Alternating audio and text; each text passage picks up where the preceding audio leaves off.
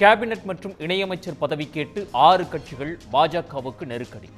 ஆந்திரா, பீகார் மாநிலங்களுக்கு சிறப்பு அந்தஸ்து வழங்கி நிதி ஒதுக்க பாஜகவுக்கு நிர்பந்தம்.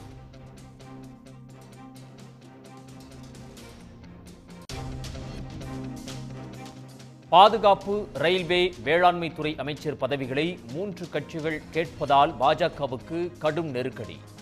நிதி, உள்துறை, பாதுகாப்பு, ஐடி துறைகளை கூட்டணி கட்சிகளுக்கு தர பாஜக மறுப்பதாக தகவல்.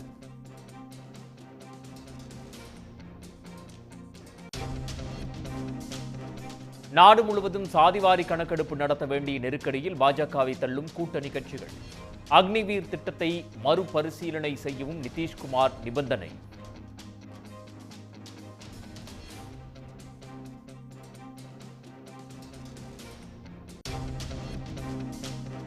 தமிழ்நாட்டில் இன்று 19 மாவட்டங்களில் கனமழை பெய்ய வாய்ப்பு என வானிலை ஆய்வு மையம் எச்சரிக்கை.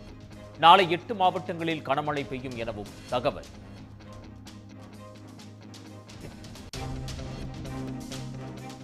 ஒன்றாக இணைந்து செயல்பட வருமாறு அதிமுக தொண்டர்களுக்கு சசிகலா, ஓ பன்னீர்செல்வம் அழைப்பு. அதிமுக அழிவதை இனியும் வேடிக்கை பார்க்க முடியாது எனவும் காட்டம்.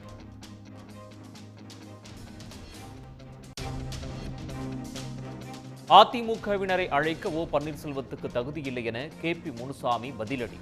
அதிமுகவில் குழப்பத்தை ஏற்படுத்த சசிகலாவும் பன்னீர்செல்வமும் முயற்சிப்பதாக குற்றச்சாட்டு.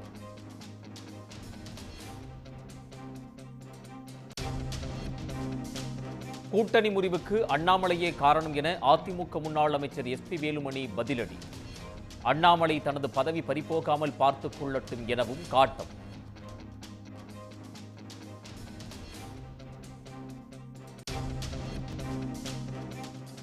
விருதுநகர் தொகுதியில் விஜய பிரபாகரன் வேண்டுமென்றே தோற்கடிக்கப்பட்டுள்ளதாக பிரேமலதா புகார். மறு வாக்கு எண்ணிக்கை கோரி தேர்தல் ஆணையத்தில் புகார் அளித்துள்ளதாகவும் பேட்டி.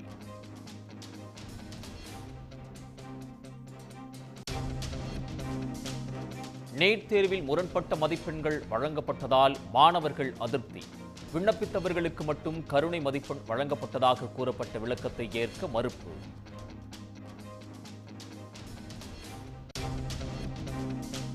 நீட் தேர்வில் 67 மாணவர்கள் முழு மதிப்பெண்கள் பெற்றிருப்பதால் சர்ச்சை.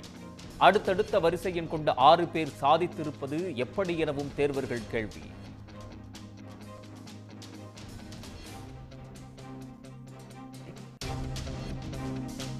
பாலியல் புகாரில் சிக்கி சிறையில் உள்ள அர்ச்சகர் கார்த்திக்கின் உறவினர் மீது இளம்பெண் போலீசில் புகார். வழக்கில் இருந்து விலகச் சொல்லி மிரட்டுவதாக குற்றச்சாட்டு.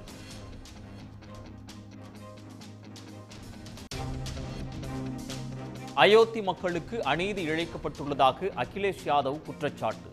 ராணுவத்தில் சேர்வதற்கான அக்னிவீர் திட்டத்தை உடனே நிறுத்தவும் வலியுறுத்தல்.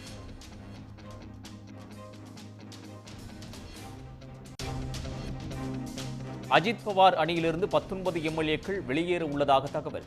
சட்டமன்ற தேர்தலுக்கு முன்பு சரத்பவார் கட்சியில் சேர திட்டம்.